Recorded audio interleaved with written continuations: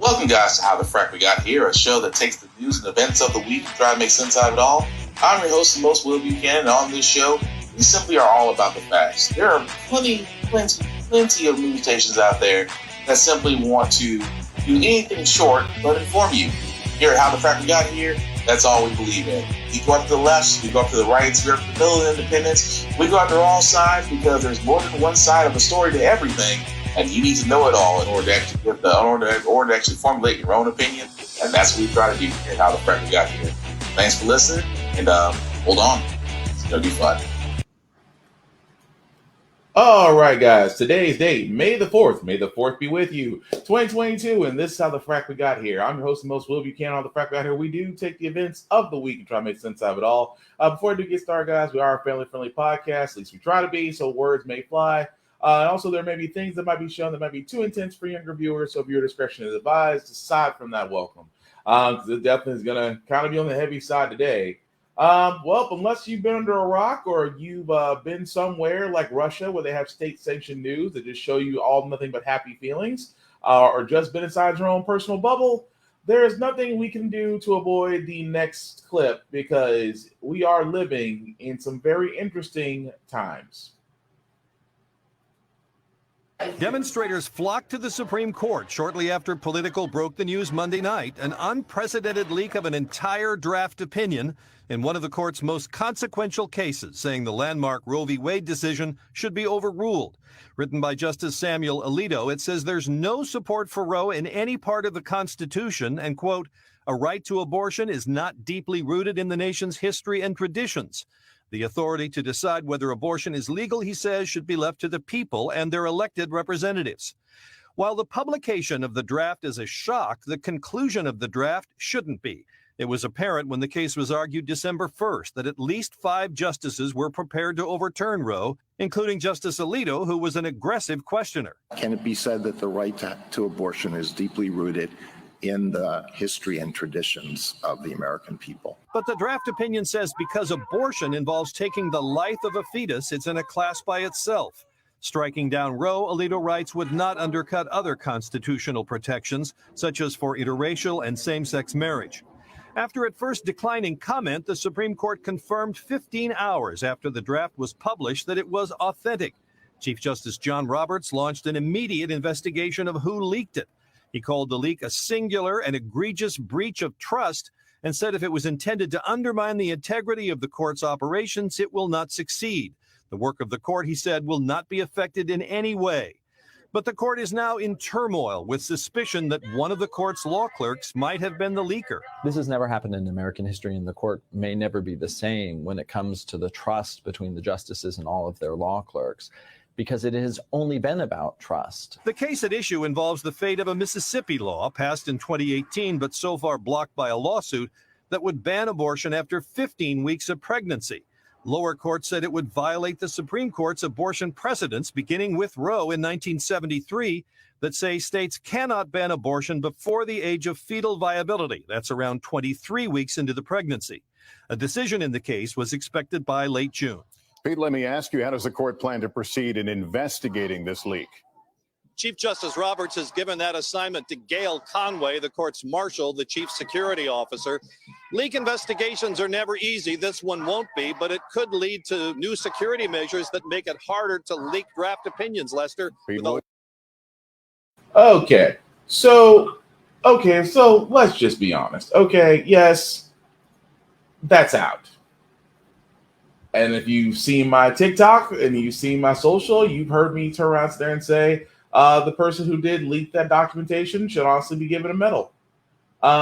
Because, again, yes, it is a breach of security. It is a breach of protocol. This has never happened with any decision in the Supreme Court. Whenever they're facing landmark cases, such as looking at Roe versus Wade. But I lean to the side of civil disobedience, which again, I think that a law clerk saw this, was alarmed, and let the people know and wanted to let the people know this is what they're wanting to do. And again, yes, was there a breach of trust? Was there a breach of protocol? Absolutely. Cannot disagree with that.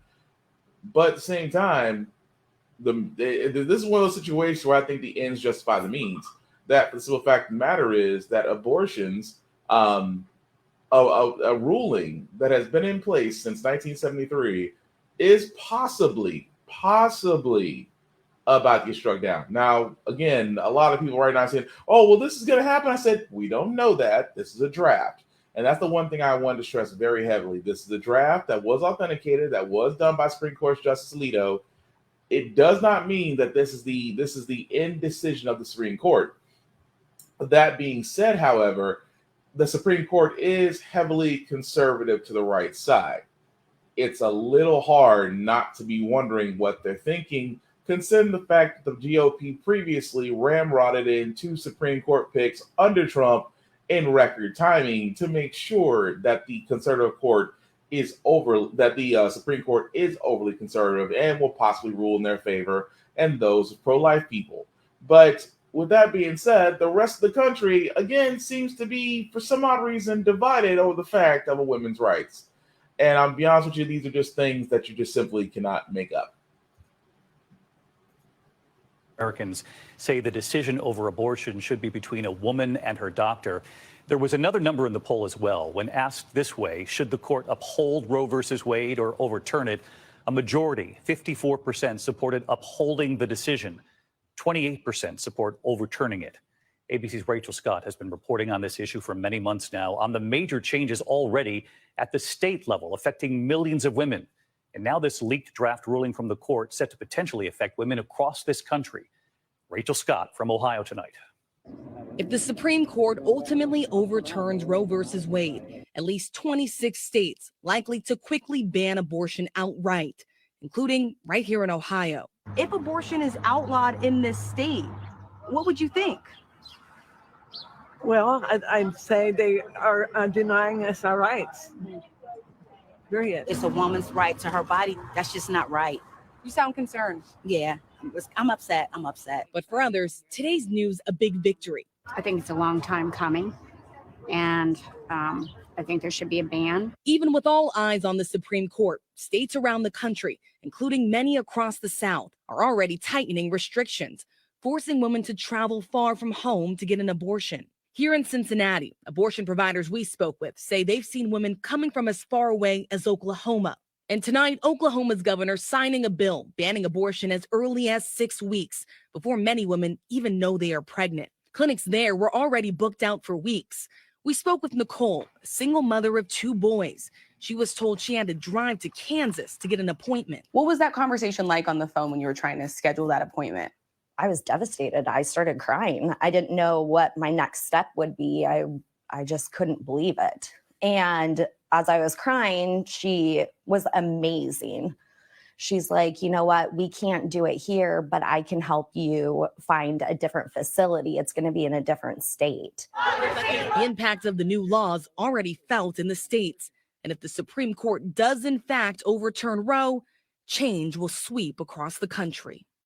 All right, so let's bring in Rachel Scott. She's okay. So let's consider something here, folks. That this is the actual ball itself that's currently rolling. Let's just say in June, not too far off from now, the Supreme Court makes a ruling. Let's say, just say, Roe versus Wade is struck down. You just saw what the dominoes are put in place.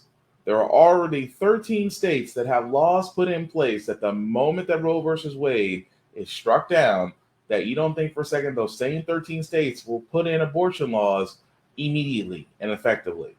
And that's scary. And I've always said this. Whenever it comes to a woman, I said, I'll never understand this, especially for Alito to sit there and say, it's not in the Constitution about abortions. Well, neither was women's rights, neither was emancipation, neither was slavery, and about a multitude of other things that are amendments to the Constitution. So it amazes me so that there are people out there who deem themselves pro-life. Well, we choose life. Nobody thinks about. No one speaks up for the baby. I'm sorry, forgive my language, but if you're pro-life, you're honestly batshit crazy. You have to be batshit crazy. Because you are pretty much saying that no matter what happens to a woman, if she's pregnant, she has to carry. And you wonder why The Handmaid's Tale in 1984 don't seem like entertainment. They seem more like documentaries.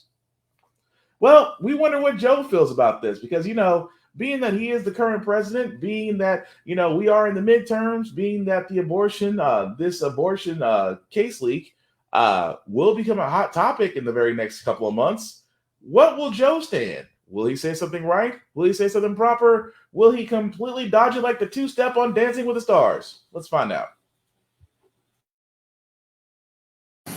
That it is a real draft, but it doesn't represent who's going to vote for it yet. I hope there are not enough votes for it. It's the main reason why I worked so hard to keep Robert Bork off the court. It reflects his view almost word. Anyway, look, the idea that it concerns me a great deal that we're going to, after 50 years, decide a woman does not have a right to choose within the limits of the Supreme Court decision in cases. Number one. But even more, equally as profound is the rationale used. And it would mean that every other decision relating to the notion of privacy is thrown into question. I realize this goes back a long way, but one of the debates I had with Robert Bork was whether Griswold versus Connecticut should stand as law. The state of Connecticut said that the privacy of your bedroom, a husband and wife or a couple could not choose to use contraception. To use the contraception was a violation of the law.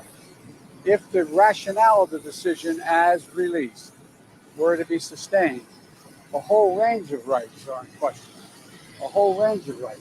And the idea we're letting the states make those decisions, localities make those decisions, would be a fundamental shift in what we've done. So it goes far beyond, in my view, if it becomes a law and if what is written is what remains. It goes far beyond the concern of whether or not there is the right to choose. It goes to other basic rights, the right to marry, the right to determine a whole range of things. Because one of the issues that this court, many of the members of the court, a number of the members of the court, have not acknowledged is that there is a right to privacy in our Constitution. I strongly believe there is. I think the decision in Griswold was correct overruling it. I think the decision in Roe was correct because there's a right to privacy. There can be limitations on it, but it cannot be denied. No. Do you think this leak has irreparably changed the court? Do you think that this leak has irreparably changed the court? We've never seen this happen before. Well, if this decision holds, it's really quite a radical decision.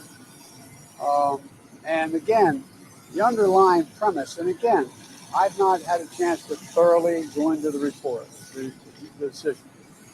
But it basically says all the decisions related to your private life, who you marry, whether or not you decide to conceive a child or not, whether or not you can have an abortion, a range of other decisions, whether or not how you raise your child.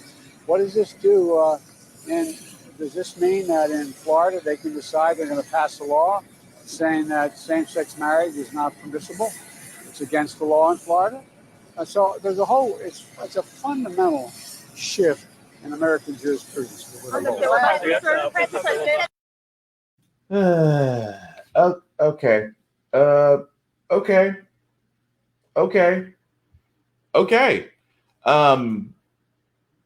I'm trying. I understand what Joe was trying to do. I understand. But Joe, this is literally, to me, this is the easiest toss-up you can do in a situation. So, President Biden, how do you actually feel about the draft of the SCOTUS opinion to overturn Roe versus Wade? How do you feel about it? Well, I'm always for a woman's rights. A woman's body is her choice and her own fucking business. That's it. That's what it should have been. But he did explain the other part. And don't get me wrong about Joe. Joe likes to, when old people talk, they like to talk. Let's just be honest. You've met seasoned citizens. Seasoned citizens love to tell stories and they love to talk. So you kind of have to sort your way through what he just said, which to a point he does, which to his defense, he does have a few points. that if Roe versus Wade, one of the landmark Supreme Court decisions in our history, is irrecoverably shot down, what's next? Brown versus the Board of Education? I mean, are we gonna start doing? Are we gonna go separate but equal? But say, I think we can go visit. I think we can revisit segregation. Are we saying that? Are we gonna revisit same-sex marriages? Are we revisiting interracial marriages? Because that's the thing. I'll give him that. I will honestly give Biden that. The fact that he sat there and said, if this goes through, then other things are bound to happen. But Jesus, Biden, you could have just sat there and said, I think it's a dumb idea. I think it's dumb if they strike it down. A woman should have a woman should have just the rights to her body as much as a man does. And that should have been the end of it. I will never understand to me. And again, he's a politician. Politicians don't really give straight answers unless they give them from a safe place. Right now, as I've said before, we are 4 months and counting away from the midterm elections. Biden is going to give the safest answers as humanly possible because he is a centrist. Centrist people usually give middle of the road answers. They do not go left. They do not go right. They figure staying in the middle would be the greatest of areas or the path of least resistance. I get what Biden is trying to do, but at the same time, the evidence is so clear that yes, that a bunch of old seasoned gentlemen, I don't know if I want to call Clarence Thomas black, but a bunch of older men are about to, and women, because like I said, there's only out of that entire Supreme Court, I think only 3 judges are considered quote unquote liberal or progressive. The rest are considered conservative. Now, for the simple fact of the matter is, you're going to have a little bit of a difficulty with that because, again, old white men and women are about to decide the fate of every woman in our country.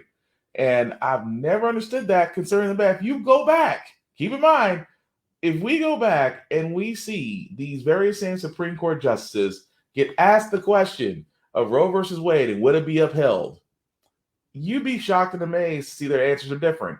But we actually do have that. A precedent that has now been on the books for several decades. It has been challenged. It has been reaffirmed. But it is an issue that is involved in litigation now at all levels. As a judge, it is an important precedent of the Supreme Court. By it, I mean Roe v. Wade and Planned Parenthood versus Casey. Been reaffirmed many times. Casey is precedent on precedent, which itself is an important factor.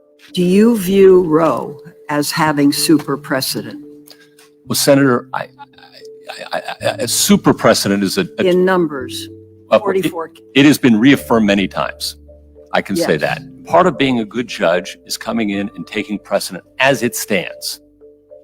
And your personal views about the precedent have absolutely nothing to do with the good job of a judge. People use super precedent differently. Okay. The way that it's used in the scholarship and the way that I was using it in the article that you're reading from was to define cases that are so well settled that no political actors and no people seriously push for their overruling. And I'm answering a lot of questions about Roe, which I think indicates that Roe doesn't fall in that category. And scholars across the spectrum say that doesn't mean that Roe should be overruled. Is Roe settled law? That is the precedent of the court and settled in terms of the holding of the court. I think that the continuing holdings of the court are that the woman's life and that the woman's health must be protected in any abortion regulation. I think I should stay away from discussions of particular issues that are likely to come before the court again. And in the area of abortion, there are cases on the court's docket, of course. It is an issue that does come before the court. Do you believe it is the settled law of the land? If settled means that it can't be re-examined, then that's one thing. It is a precedent that is protected, entitled to respect under the doctrine of stare decisis in that way. I'm just asking you whether you believe that the Constitution protects a woman's right to choose to terminate her pregnancy. I have no reason or agenda to prejudge the issue or to predispose to rule one way or the other on the issue of abortion. Roe versus Wade is the law of this country, at least for more than 20 years. Recently, the Supreme Court has reaffirmed that right in Casey versus Planned Parenthood. And so, in my opinion, that is settled law. Crazy, right? To think that the previous nominees outside of Stephen Breyer, who did recently retire, and Kajani Brown Jackson did take his place in the Supreme Court, but again, Samuel Alito couldn't answer it correctly. Neil Gorsuch danced around it. Brett Kavanaugh danced around it. I won't say crazy religious lady, but I can't remember her name to save my life right now. They all, you can tell the conservatives of that group all danced around it. Amy Conant Barrett, crazy lady. There we go. Crazy lady, because I want to sit there and say that. Crazy lady, she danced around it. And it's amazing to me, even Clarence Thomas, the delegate of the raccoon community, you know what I mean by raccoon, but it just amazes me so that these individuals all have, they say they have no agenda, but again, with Brett Kavanaugh, because it was Lisa Murkowski and Susan Collins that voted to confirm his seating on Supreme Court, dodging questions right now because they were told, well, he affirmed that he would uphold Roe versus Wade, and now there's a chance that he might have reneged on that. So a lot of politicians who are confirming these Supreme Court justice nominees are in hot water, and rightfully should. Because, again, this is all based on a draft. Now, could things happen between here and the end of that Supreme Court decision? Absolutely. But, again, this is the reason why we bring awareness, because I have been saying this. What is going on right now is a fine example of why current events matter. Current events matter, and why you should be paying attention, why you should be involved, why you should be an actor in this is because imagine if that document ever came out. Imagine, if things were secure. And let's just say in the world of what ifs, the Supreme Court did come back and decided to rule that Roe versus Wade should be shot down. What if we found out that day and you hear all the pro-lifers scream out, women whose right to choose and to have governance on their own body is compromised? And that's just the beginning of the slope. You can imagine the outrage, people in front of Washington, in front of their state capitals, and going to their politicians' homes and asking, demanding justice, because there are far more women out there crying out about this than women who are cheering about this. Because again, I have said this once and I say this again, that when it comes to pro-life people, you people, above all else, not only scare me, but the fact that you are completely okay with half the stuff that you think. Like, for example, most pro-life people say, well, she should carry it to term. And if she doesn't love it, then she can give it to a family member, or she can give it up for adoption. No, see, this is the part where I come in and say, you pro-life people are not pro-life, you're pro-birth. Because if you're pro-life, we would not have orphanages, foster care, and an entire child care system backed up with so many kids because, number one, they were given up at birth. Number two, they were taken away from broken homes, things of that nature. We would not have a system at the brink. If y'all were pro-birth, if y'all were pro-life as you say you were. If you were pro-life, you wouldn't allow half of these adoption agencies, usually ran by Christian or religious backgrounds, that actually deny same-sex marriages from adopting simply put because they're in a same-sex marriage. Because so-called Christian or Christian-based or Judeo-based faith organizations believe that two men and two women can't simply raise a productive child into a productive citizen of our society because they're of the same sex. What other reason is there that they deny these couples? And there's plenty of couples out there that are same-sex couples that will love nothing more to adopt a child because all they want is a family, the same as any other heterosexual couple. But they get denied. The reason why we don't have maternal leave or paternity leave, because again, they don't believe that a woman who's carrying birth to term should take some time off to have this child and bring this child safely into the world and recover while still not losing her job. At the same time, we still do not. At the same time, childcare is completely non-existent because childcare is so high that again, parents have to cut down their income so one parent can stay at home because no one can afford nearly almost $1,600 in childcare fees every month. That's basically private school tuition. But you swear up and down that you're pro-life. If you're pro-life, help us out in those situations, believe it. Because honestly, because pro-life is bullshit. Like all lives matter or blue lives matter. It's bullshit. It's put in there to basically contradict what a lot of people have already said there and said, and which I will gladly say on this podcast, that I am pro-choice for women. I will fight for women's rights. Why? Because as men, we never had to fight for our own. As men, we've never had to fight for our own rights. Women do. Women have to fight for the right to terminate a pregnancy, which, by the way, if terminating a pregnancy is the most responsible thing you can do, cool. I'm not going to knock a woman for doing that because she's doing what is best for her. At the same time, you do have those situations where a woman was raped and was possibly pregnant and is carrying the attacker's baby within her. She has every right to terminate it. At the same sense, so the family member may molest them or rape them, and at the same time, they also may become pregnant. Again, it is up to the woman on whether or not she wants to carry or terminate the pregnancy. It should not be the freaking Handmaid's Tale of turning our women into breeding machines just because a lot of men and a lot of women, despite how they may feel, whether it's religiously backed or just sexually repressed ideals, to believe that they think that they are morally superior to others, which is what it is. That you have a bunch of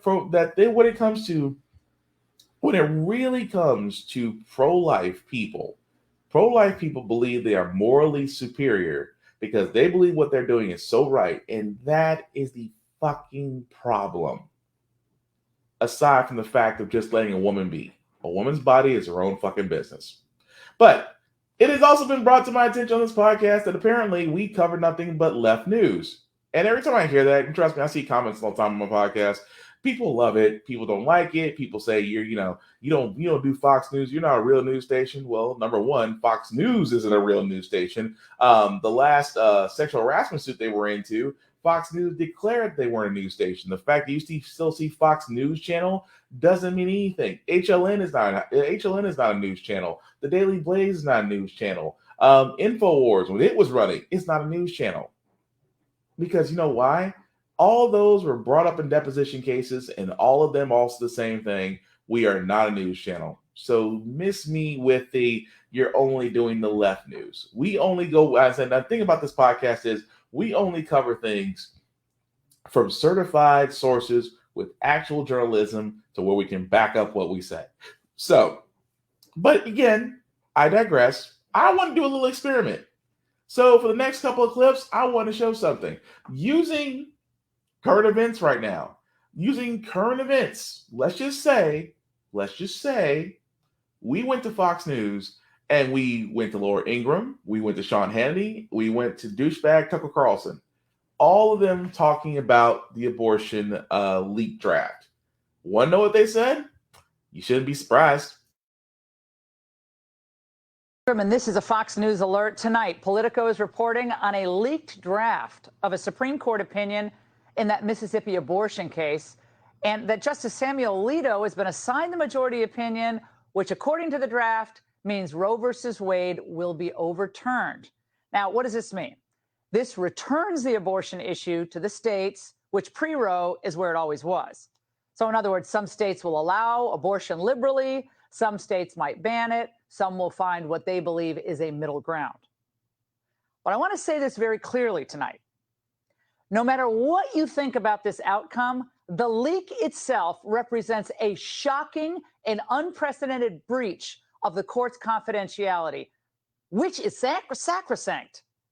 And it's key to the court's ability on any issue to engage in the give and take and all the decision making that's required to reach these decisions based on legal principles, based on the Constitution, not because of political pressure. That's what the legislature does, not the court.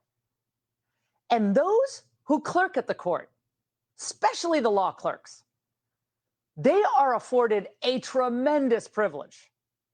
Think about it, to work at the court, to learn from the justices.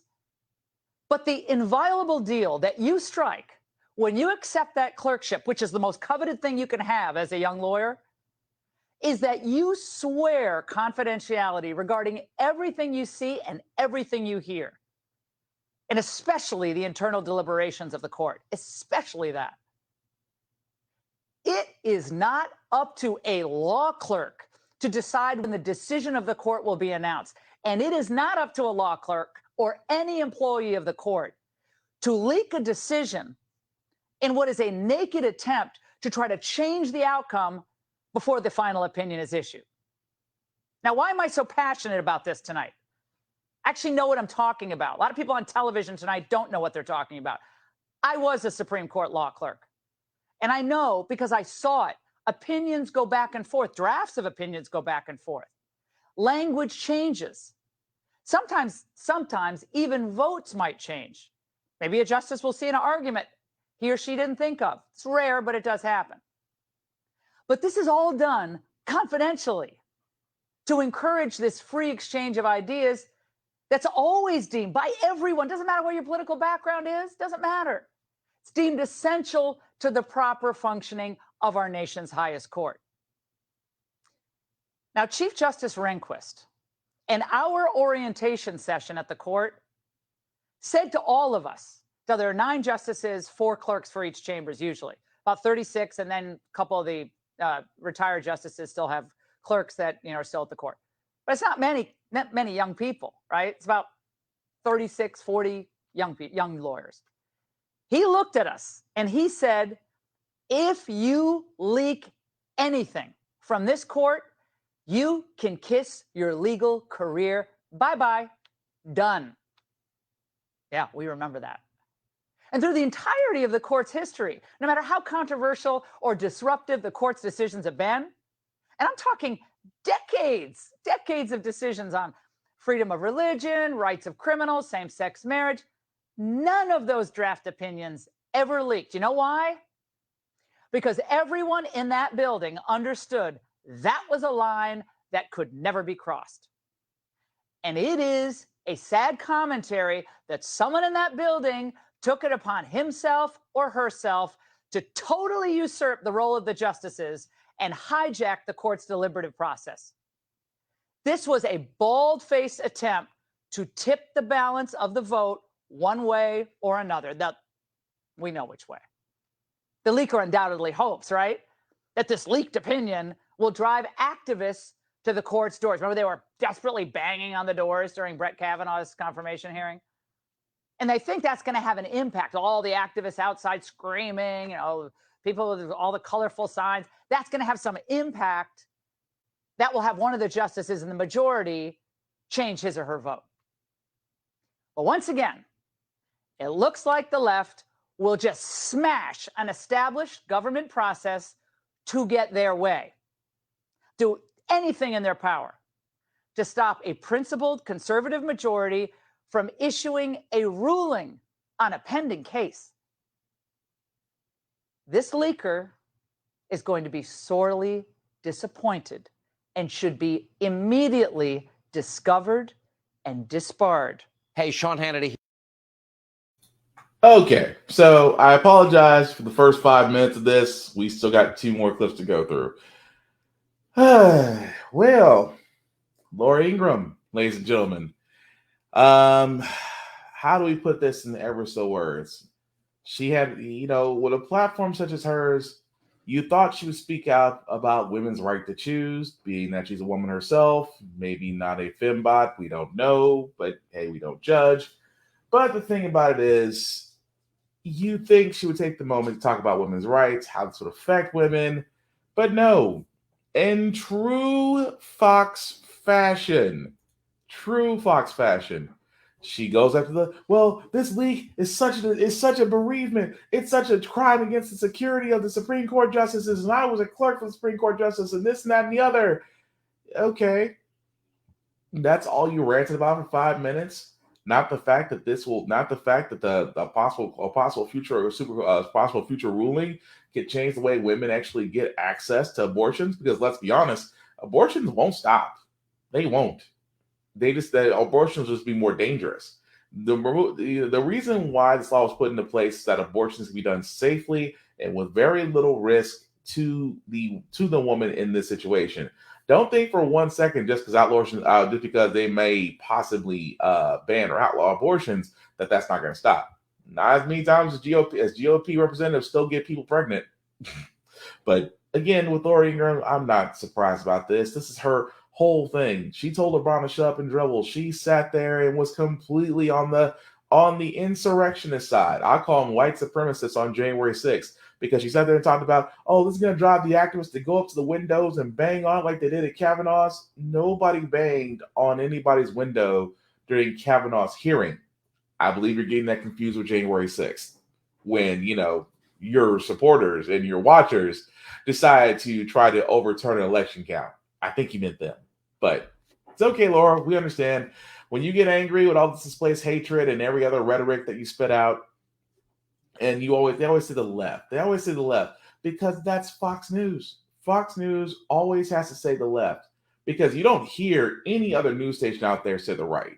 You never hear that. Only from conservative sides. And trust me, I bet money on this. Oh, from any conservative side, they always say it's always the left. It's the other side. It's the other people. But everybody else, it's never left centric news never talks about the right. Never. But it's always the right that says the left. And it only started when Trump yelled out fake news to CNN. Fox News is still Trump's favorite state-sanctioned media. I guess I was hungry. But again, that's Laura. Now, you got to wonder, what does Tucker think about this? Because every time Tucker Carlson talks, I swear up and down, he talks in such a way that his questions can be answered by a Google search. That's all I'm saying. But he talks about this. And again, I apologize for the next 3 minutes. Josh Hawley understands exactly what's going on here. He clerked on the Supreme Court for John Roberts, and we're happy to have him join us tonight. Senator, thanks so much for coming on. So you have a sitting member of Congress threatening Supreme Court justices with a mob if they don't do what she wants. That seems very dangerous to me. What it is, Tucker, is abortion is religion for the far left, and they are willing to do anything to defend that religion and to force it on everybody else. And that's why they're willing to burn down the court as an institution. They're only for the institution if it does exactly what they say it should do. And let's be clear what Roe really says. What Roe really says is that the people are too stupid to make these decisions for themselves. Well, exactly. The people can't be trusted to actually vote and deliberate and make tough moral choices. It says, oh, no. 9 justices wearing robes, they should be the ones making all the decisions. That's not what the Constitution says, though, Tucker. And that's why we need to get back to trusting the people and actually enforcing the Constitution. Well, exactly. I mean, I have really strong feelings on this subject. I would be absolutely happy. In fact, I hope that we can put this up for a vote in the United States Congress, in the House and the Senate, and we can determine what the people want to do about abortion. Why is that a scary option? It's not scary. It's democracy. And this is about whether or not democracy is going to have its day. Supposedly Joe Biden believes in democracy. And yet today you heard him. And he was saying that this is too important to be trusted to the whims of the people. I mean, you mean actually the voters? You mean the people who elected you, the sovereigns of this nation? I mean, that's what we're talking about here. So what the court should do, and what this opinion does do, is that it puts democracy back in the driver's seat. And I hope the court will stick with it. They can't turn back now, Tucker, in the face of this pressure. Everyone I've talked to today is afraid that there's going to be violence from the left. Is there a certain point where the country, normal people, even Democrats, say, you're not allowed to intimidate the public into doing your will? We have a system, democratic norms. Remember the phrase? And stop this. You can't intimidate us anymore. Is someone going to say that at some point? I hope so, because we are at that point. I mean, the idea that you could go out there and threaten these justices, which Chuck Schumer has done by name, threaten them by name over abortion. And now you see all of these other congressmen and senators doing the same thing. They're just trying to hijack the institution to get their religion forced on everybody else. I mean, it is time for the American people to actually have a say. What a concept. The American people have a say in their own government, in their own laws. That's what we're talking about here. And that's what this fight is about. Yeah, it's people with federally funded bodyguards threatening others. It's unbelievable. Senator Josh Hawley, I appreciate it. So again, you can't make this up. That literally he brings on that senator and Josh Hawley. I'm not even going to begin to go off this guy. But what they talk about is crazy. Chuck Schumer did not threaten any Supreme Court justice. He did put them all by name.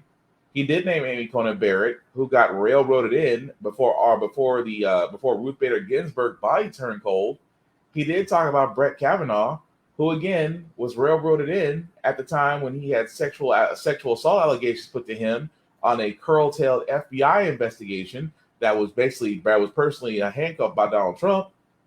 He did talk about Clarence Thomas, who again is infamously dodged that question. On top of that, look what his wife most recently did, texting Mark Meadows talking about, you have to stop this because Trump is still our president. Yes, he named them all, but he didn't threaten them. But Tucker Carlson, again, looks like a confused child that knew that his question could be answered by Google, is going to turn around and sit there and say again, the left. Now, for all those who are wondering why I don't cover Fox News, aside from them not being an actual news station, that's why. Because they're too busy doing what I like to call psychological propaganda. If they keep on mentioning the left, just like they mentioned CRT, just like they mentioned Black Lives Matter in negative states, that again, if you mention it just enough times, people will take a hold of it, it will take root, and even a lie can become the truth. Even more so where Senator Josh Hawley talks about, oh, well, Americans are finally going to get back to freedom. No, because again, if Roe versus Wade is knocked down, then yes, it does revert back to states. But if you guys didn't notice, about 20 minutes ago, I sat there and said 13 states at least already have trigger laws ready to go into effect. They already have trigger laws ready to go into effect. 13 states. Not power to the people, because those 13 states are heavily conservative, and they've already got that law to go at the ready if the federal mandated law is knocked down.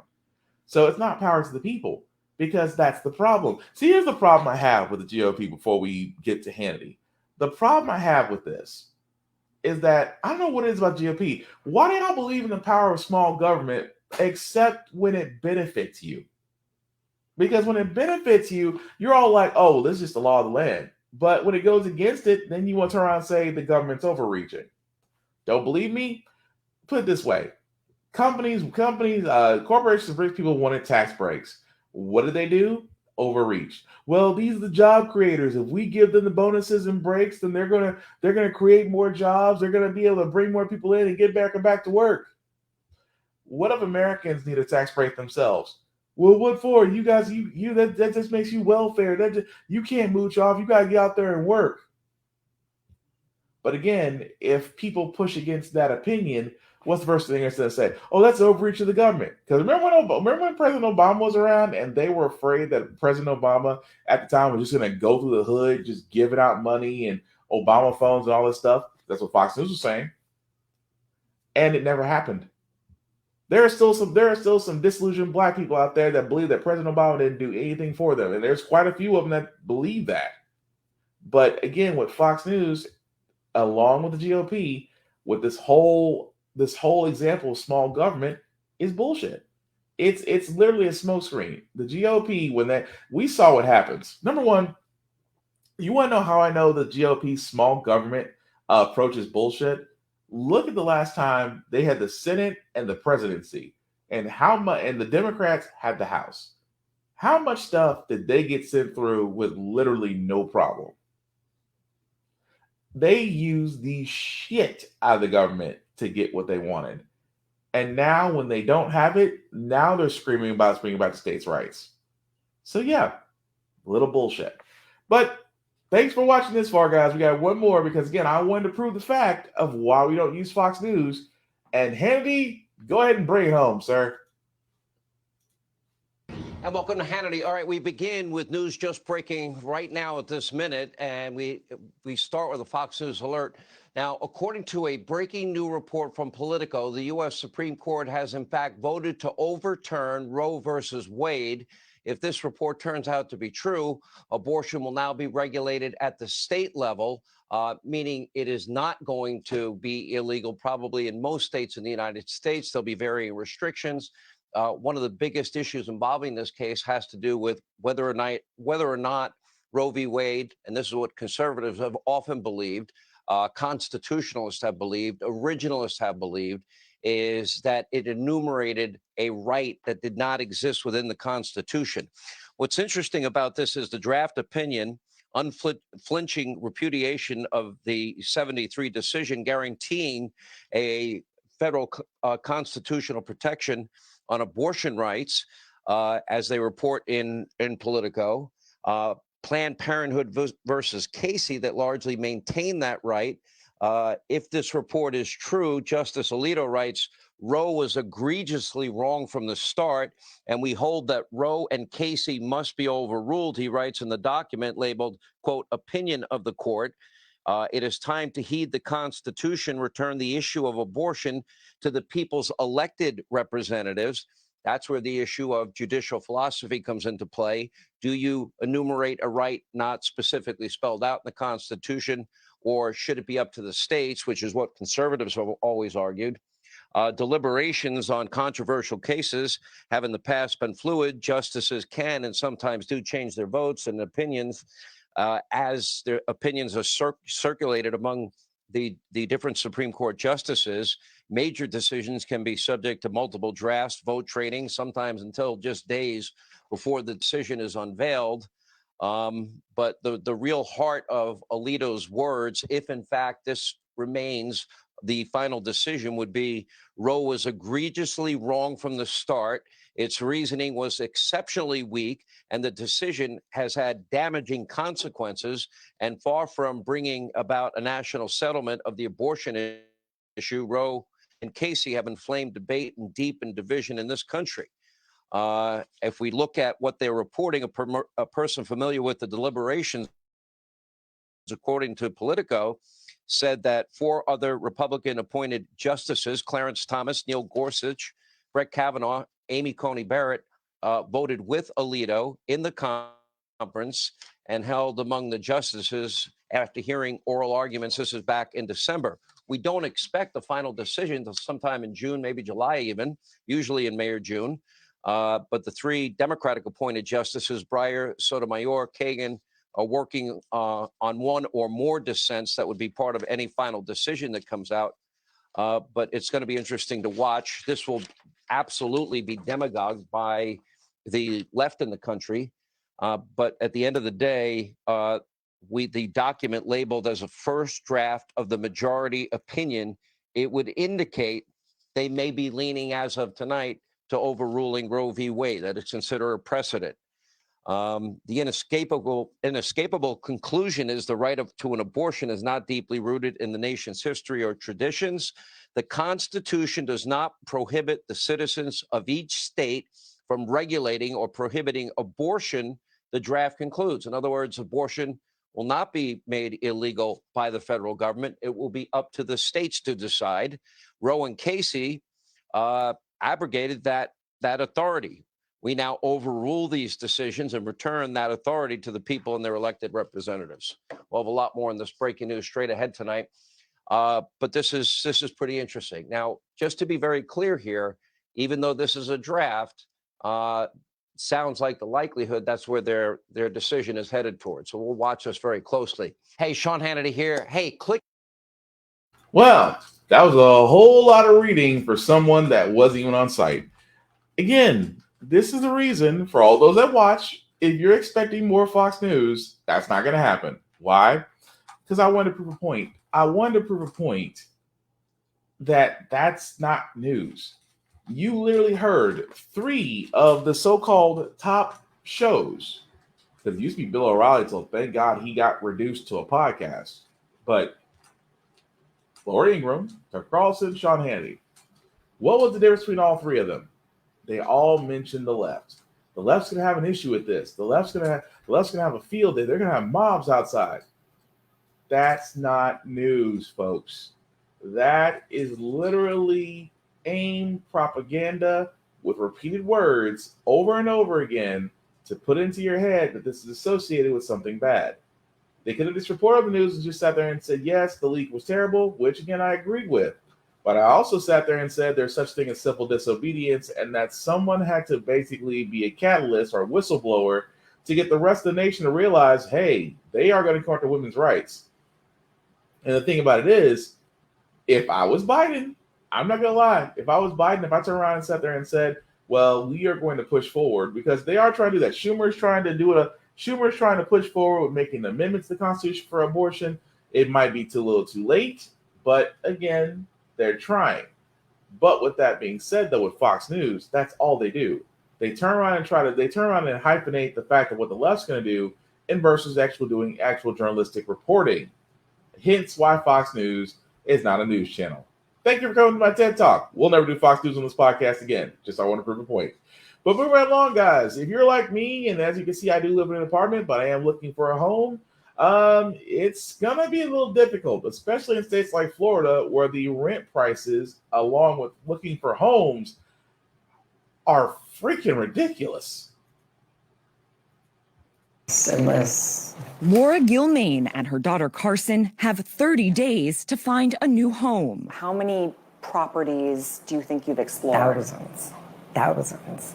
For 3 years, Gilmain has been paying $2,100 a month for this 3-bedroom in Palm Beach Gardens, Florida.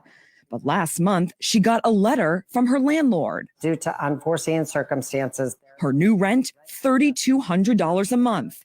An attorney for her landlord tells CNN rising property taxes and mortgage rates are to blame.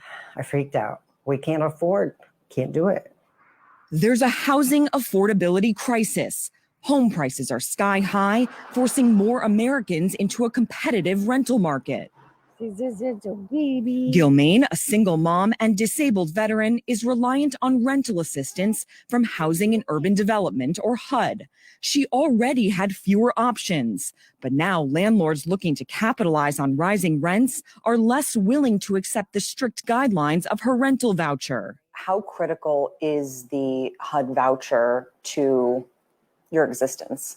That is our existence. Without it, we would be homeless. Rents are rising across the country, up a record nearly 20% on average in 2 years. Double that in cities like Memphis, Tampa, and Riverside, California.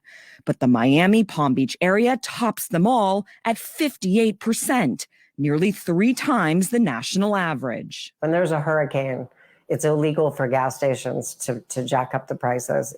Why is there not a cap in the state of Florida? Why am I looking at a 43% increase? In fact, it's illegal in Florida to impose rent controls. It actually gives me a lot of anxiety. Sarah Espinosa is facing a 106% increase on her rent in Coral Gables, Florida. Try to put it together. For 22 years, she's called this 3-bedroom home. She raised her son here. She says the $1,700 she pays in rent is below market value, but the $3,500 her new landlord is charging is out of her budget. It's not reasonable at all. I guess right now everybody's just price gouging because people need somewhere to live. She set a new budget of $2,800. This week, she found an apartment right next door, but it's smaller and over budget by $400. How does that rationalize in your mind? It doesn't rationalize at all. I just think it's very unfair. It makes me upset. You know how many people have reached out? For Laura and Carson, their search continues with no prospects in sight. So where does that put you? Puts me on the street. So again, guys, this is the point I'm actually making out of all this. It is getting harder and harder. And again, in Tennessee, it's no different. Even in Middle Tennessee, over 11,000 people have moved out of Davidson County. 11,000. That ain't a small number. 11,000 people, which was in Davidson County, which is Middle Tennessee. 11,000 individuals have moved out. Some have moved to lower state. Some of them moved to different counties. Some of them moved out of state. But 11,000 for us to be in its city where supposedly anywhere from 2,000 to 5,000 people are moving to Nashville on a daily basis, that you currently have the current residents are moving out. Why? Because rent is freaking sky high. Prices on houses make absolutely no sense. At the same time, everything's going up by your paycheck. Banks are getting even stingier with mortgage lending. And forget the home assistance with HUD and TDHA. It's getting harder. It's literally getting harder to find a home. And again, the lady in the article is right. Where is the assistance? Because again, like in Florida would be considered a corporation's paradise. No rent controls put in place. You can jack the rent how much you want to. At the same time, you can force the person out if they cannot meet what you're asking for as far as rent goes. But I guess Ron DeSantis kind of fucked up because when he sat there and admitted Disney's special tax status as far as the area goes, he didn't realize that part of the agreement was that, maybe you have to basically pay up all of Disney's back taxes, which I think is a little over $2 billion. So yeah, could be a part of that too. But that's just Florida. What about other places? See, there has to be an answer on this somewhere. That why is it that when banks and Wall Street who control all the money, and then, like I said, you have people that are coming out, you have developers who come out of state and come up and buy these properties and then jack up the rent. You have to ask yourself, who is going to be paying the rent on? Who's going to be paying the rent or the mortgage at these places? Because for a lot of individuals, such as myself, that live in Tennessee, trying to get a home has become more difficult unless you happen to win the lottery. But again, I digress as we follow that story. Another story that I did want to bring up because I found this interesting. I found this interesting was that in the case of the state trooper Brian North, right, charged with manslaughter for firing 7 shots into a 19-year-old, right? Well, he has a lot of support.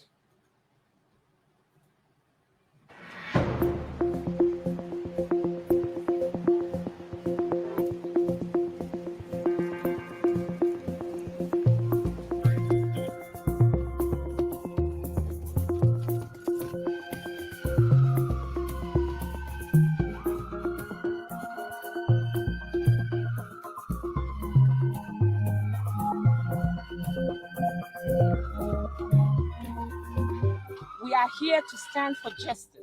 And I'm here to stand for justice for my son, Mubarak Suleiman. And I hope and pray justice will be served and Brian North will go to jail.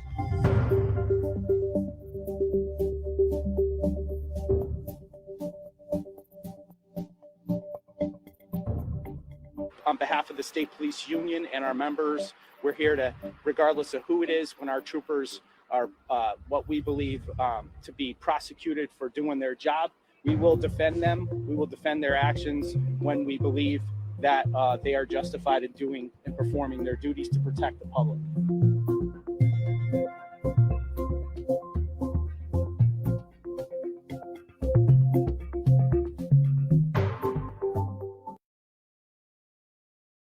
Okay, so as you can see from the story, I think I may have covered this about a few weeks ago on the podcast, was that the man there, Brian North, was chasing Madarek Solbak, who was in a stolen vehicle, and eventually did end with him firing 7 shots into the car, killing the 19-year-old. The state inspector, as you saw there, said that basically Solbak was deemed not a threat to North and his associates. So therefore, that's the reason why he's being charged with manslaughter. What I find interesting out of this whole thing was that you just saw the wave of cops. And you know what I want to say so bad? Because I was waiting for somebody to say, oh, back the blue or Blue Lives Matter. They won't say that.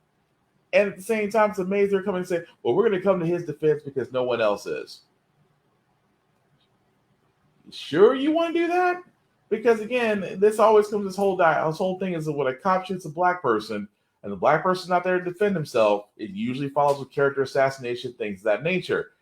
That also being said, however, it's curious to see where the judge is going to rule on this. Because again, when the inspector for the state was reviewing all the evidence in the body cams and determines that he was not a threat to have a extreme prejudice leveled at this man, it's going to be interesting to see how the judge rules. That's all I'm saying. But we'll follow that as it goes along.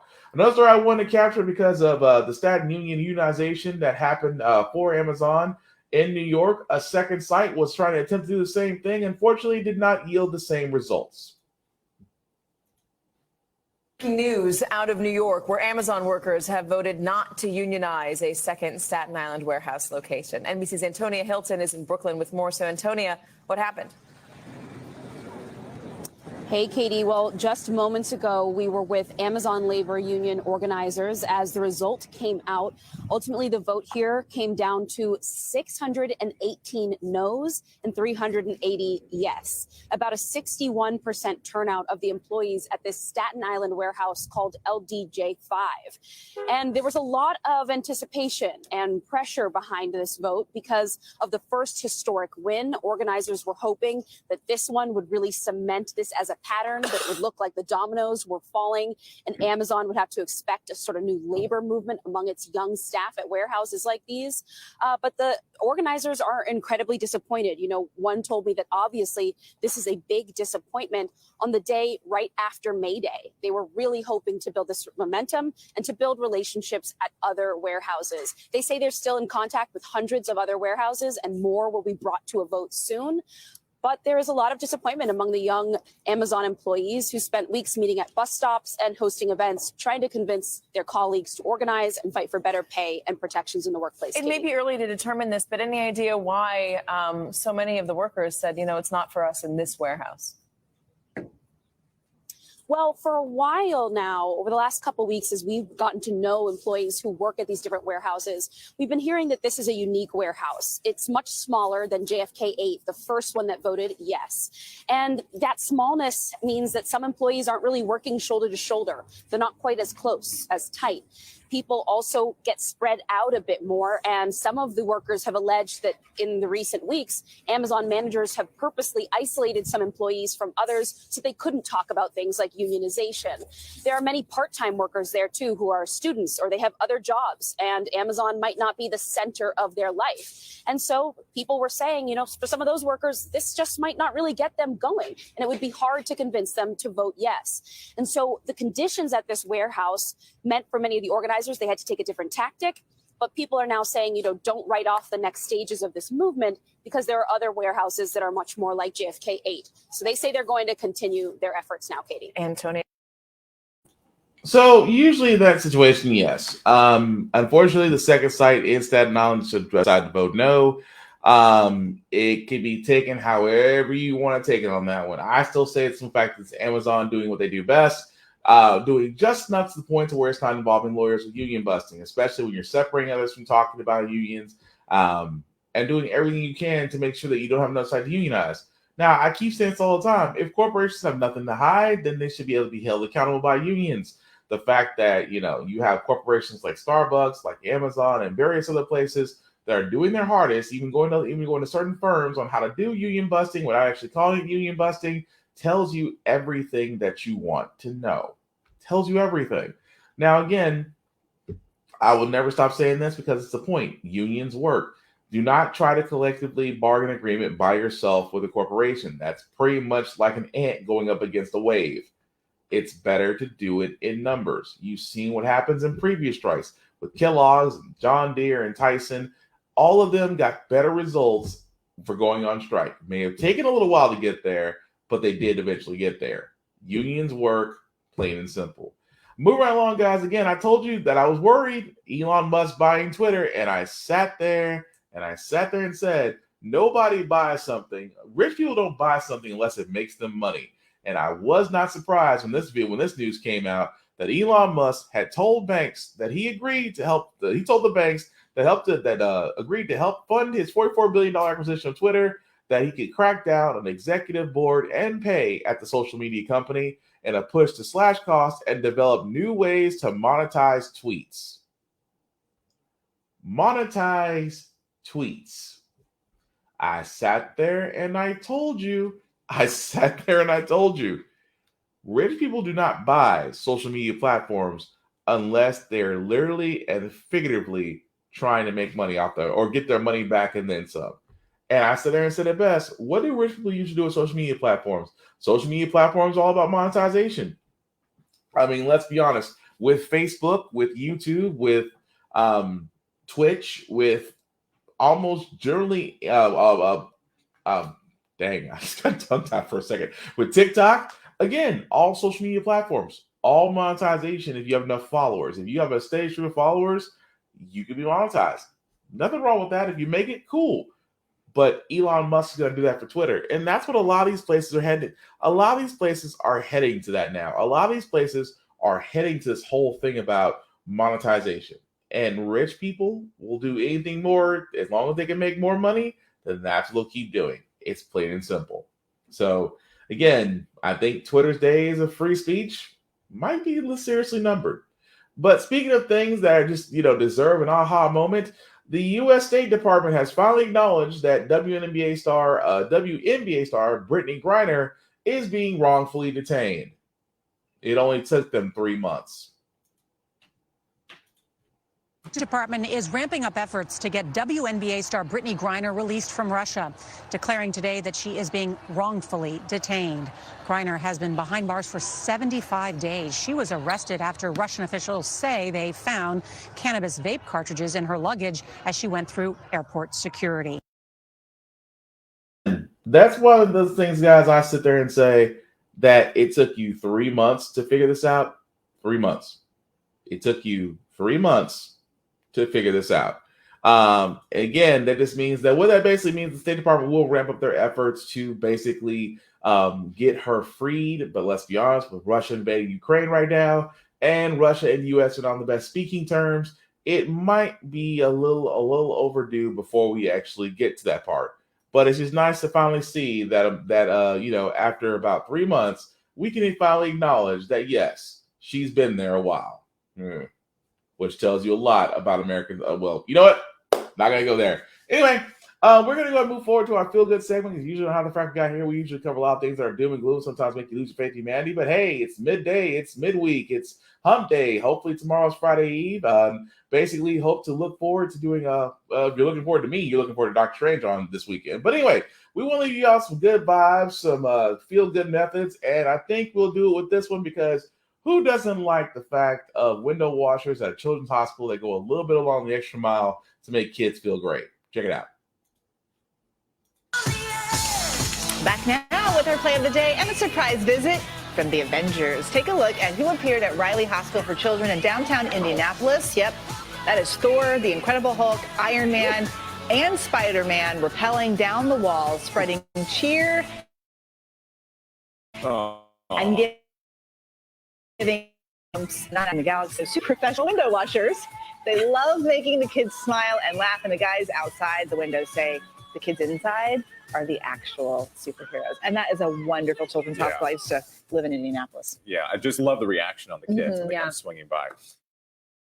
Let's say we celebrate some of the dreams that have come true over the years for. That was quick. That was quick. I just went down to pick up something off the desk. I was like, oh, wow, that was 60 seconds. I apologize, guys. But again, window washers dressed up as Marvel characters. Who does not like Spider-Man hanging out their window? That's all I'm saying. Or Thor for that matter. But I digress. That being said, guys, that's going to do it for this podcast. I do thank everybody that liked, that watched, to let people know we're live. I certainly appreciate that. Some shameless plugging before I do get out of here. I do want to shout out to my guys over at Geek Salad, RA Geek Salad, for allowing me to share my podcast on their page. Certainly appreciate that, fellas. They basically do talk about things from pop culture as well as inside as outside through an unfiltered but definitely highly intelligent forum. Definitely check them out there. Also, shout out to my buddy Vaughn at Avon Westwood on Facebook, Big VZ down on socials, where you can find him there and see his shows and times showing there as well. And also, like I said before, yours truly, guys, can find me, BlackBox447 on Instagram. I usually post a lot of things, a lot of reviews, video game reviews, television, movies, things of that nature, gem stuff, because I do a couple push-ups. At the same time, guys, I'm all about being positive and motivation and moving people forward. Because we've had a rough couple of years. So hopefully 2022, just try to make things better. Of course, as you see the ticker down at the bottom, let's actually make that a wee bit bigger. If you copy and paste that into your browser, we'll take you to my link tree that has the YouTube and Facebook groups for all of our podcasts, How the Frack got here, Get Bitten, of course, Supplements podcast.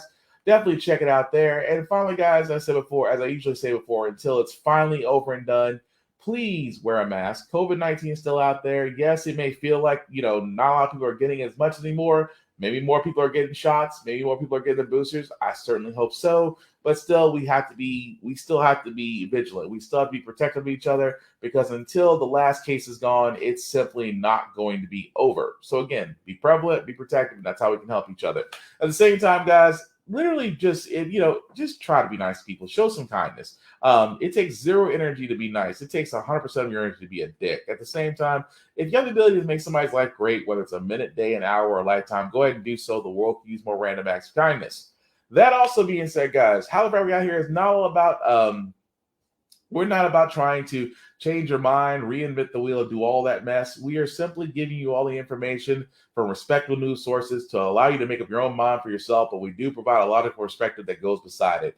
We do a lot better when we're informed. We're progressive. We move forward. We try to right the wrongs of our past by making decisions now that we should have done back then, as we just did elect our first African-American woman, black woman to the Supreme Court. We still need to add more. That being said, we don't learn from history. We are doomed to repeat it. That's why we keep asking ourselves, how come our paycheck, everything goes up but our paycheck? How come we're still electing different politicians but still the same old story? And most importantly, how the Frack we got here. Thank you all for watching, guys. If you watch still playback, please comment if it's live. I still want to know what you guys thought about all the stories that we covered. Aside from that, take care of yourselves and each other. We will all get through this. Peace.